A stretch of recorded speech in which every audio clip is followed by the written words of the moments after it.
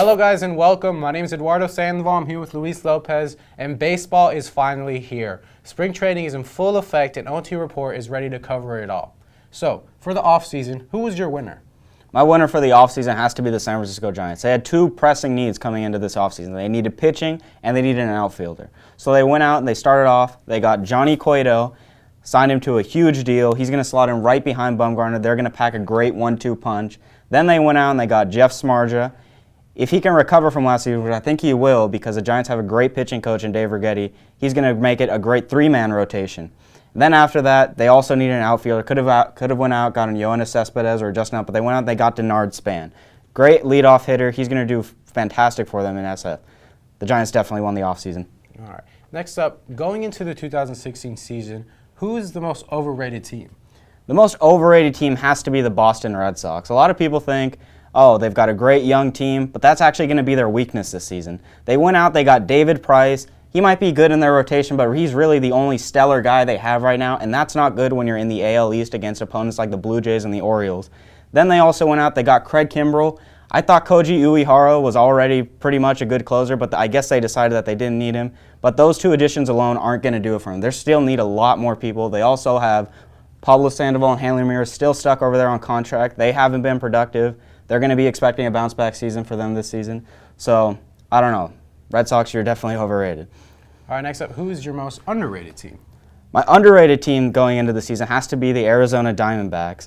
They had a really good offseason getting Zach Greinke. He's going to be a good starter for them. They also went out, they got Shelby Miller. They're going to pack a good 1-2 punch. Then they've already had a fantastic offense for a while now. They have Paul Goldschmidt, A.J. Pollock in there. They've done a fantastic job with that. So I think they're going to be a team to look out for, maybe for like a wild card spot. That's what I'm predicting for the Diamondbacks this year.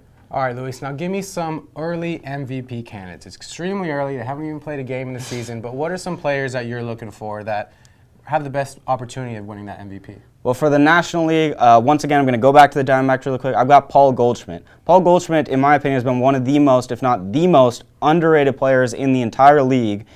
He doesn't really get as much recognition because he's been on some really bad Diamondbacks teams, and mostly MVPs are on playoff teams, and obviously that hasn't been the case for him. So this year I think he's going to be a dark horse, and I think he's going to eventually be the front runner for the National League MVP.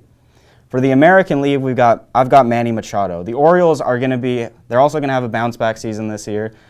We're kind of off. He's finally healthy as a player. I think he's going to hit maybe a home run somewhere in the 40 range over there at Camden Yards. He's going to do great this season. That's my AL MVP candidate, Manny Machado. Okay. How about your Cy Young Award winners? Who are you looking for the NL? For National League Cy Young Award winner this year, I've got Mad Bum. The guy, we all know the dude's a freak in the postseason. He just kills it. But the regular season, he's starting to enter his prime. He's been in the league for a few years now. I think he's going to do great, especially with that San Francisco ballpark, AT&T. We all know it's a pitcher's park. And the Giants have a really good defense this season. They're going to be able to back him up and save some runs for him. I think he's going to do great in the National League this season. There's my NL Cy Young winner. How about your American League Cy Young winner?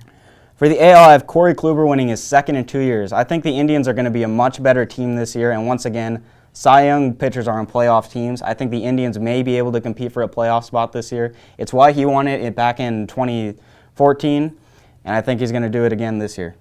All right, awesome. Thank you for being with us, guys.